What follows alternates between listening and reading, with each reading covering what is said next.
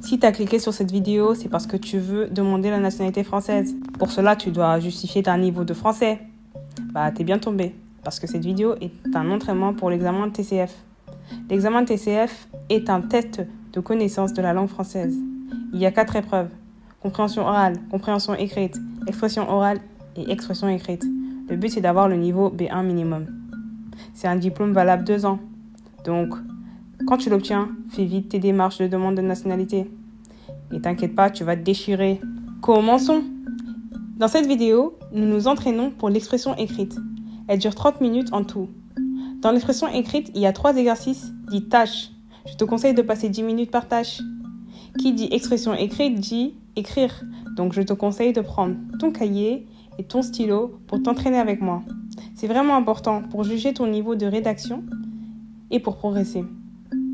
Un autre conseil, je vais faire plusieurs vidéos avec plusieurs exemples. Tu pourras ainsi apprendre des réponses types. Et donc, je te conseille de liker, de t'abonner et n'oublie pas la petite cloche. Voici donc un exemple de tâche. Tâche 1. Il y a précisé le nombre de mots minimum que tu dois écrire et le nombre de mots maximum que tu ne dois pas dépasser. Ici, c'est 30 mots minimum et 60 mots maximum. Donc, comme conseil, écris entre 40 et 50 mots. Alors, la consigne. Nouveau message. Bonsoir, ça va? Comment s'est passé ton rendez-vous chez le médecin lundi dernier? Ici, tu as reçu un message d'un ami.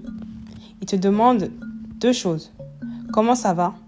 Et comment le rendez-vous chez le médecin lundi dernier s'est passé. Alors, il faut garder en tête que ton correcteur va te juger sur 2 points. Tout d'abord, est-ce que tu sais t'adapter à la situation de la tâche?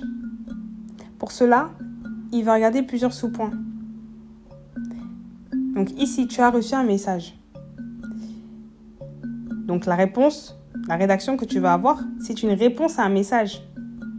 Donc, il doit avoir la forme réponse à un message. Ensuite, ici, dans ce message, on te tutoie. Donc, tu vas aussi tutoyer dans la réponse à ton message. Ensuite, ici, on te parle d'un rendez-vous médical. Donc, étant donné qu'on est dans la description, tu vas répondre en parlant de ce rendez-vous médical. Donc, tu vas utiliser le champ lexical du rendez-vous médical, c'est-à-dire tous les mots qui sont liés à un rendez-vous médical. Ensuite, ton correcteur va te juger sur le second point, qui est les règles de base de la langue française. Pour cela, il va s'intéresser à plusieurs sous-points. Premièrement, il va s'intéresser à ta capacité à te placer dans le temps et dans l'espace. Pour cela, dans son explication, dans ta rédaction, tu dois te placer, c'est-à-dire où est-ce que tu étais, et tu dois dire à quelle heure, quand tu y étais. Donc ici, tu reprends les éléments de l'énoncé. Si tu étais normalement lundi dernier chez le médecin, donc où est-ce que tu étais chez le médecin? Quand? Lundi dernier. Ensuite, il va s'intéresser à quel temps tu exprimes ta réponse. Tu dois donc utiliser les bons temps verbaux. Ici, l'action s'est passée lundi dernier. Donc, tu vas répondre au passé composé ou à l'imparfait. Il y a aussi le présent, puisque il t'envoie le message aujourd'hui. Ensuite, étant donné qu'il s'agit d'une narration, tu racontes ce qui s'est passé, donc tu racontes une histoire. Tu dois savoir utiliser des connecteurs logiques et donc savoir les placer aussi. Donc, les connecteurs logiques, je te conseille d'en apprendre maximum 4 par cœur. Tu en placeras 2 par tâche.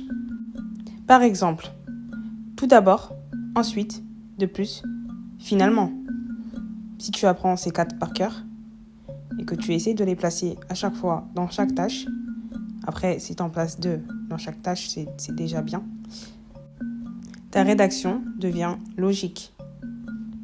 Je te conseille de faire une phrase simple, comme par exemple, finalement, je suis contente. Ensuite, ton correcteur va s'intéresser à la description. Qui dit description dit adjectif qualificatif. Grand, beau, rouge, facile, long, jeune, vieux. Je te conseille d'en apprendre 10 de base et d'essayer de les caser dès que tu le peux dans ta narration, dans ta rédaction. Encore une fois, je te conseille de faire une phrase simple, telle que « C'était une belle journée ». Maintenant, je vais vous donner un exemple de réponse pour ce message que tu as reçu.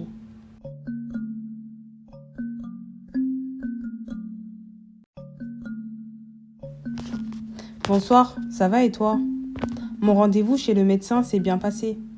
Tout d'abord, je suis arrivée 10 minutes en avance à l'hôpital. Ensuite, le médecin m'a reçu à 14h et m'a examinée. C'était une longue consultation. Très belle soirée, Christina. Donc, on voit bien que j'ai respecté la forme attendue. Une réponse à un message. Il faut être dans l'exagération ici. Donc, j'ai salué. Bonjour. D'ailleurs, par la même occasion, j'ai répondu à la première question. Ça va?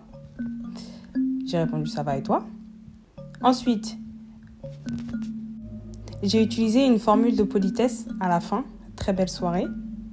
Et j'ai signé par mon prénom. Christina.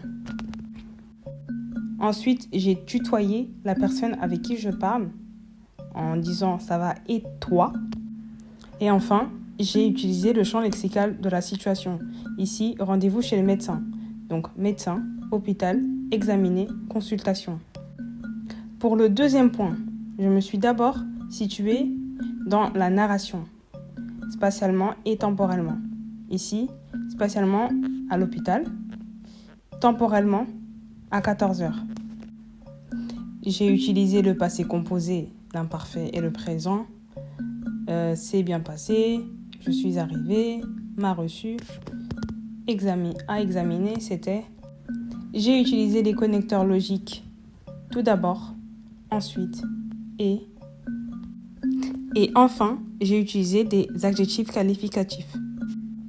Vous voyez, les adjectifs que j'ai utilisés sont simples. Longue, belle, c'est suffisant. Longue qualifie la consultation, qui a été longue, et belle, ça qualifie la soirée, qui va être belle pour la personne à qui j'envoie le message.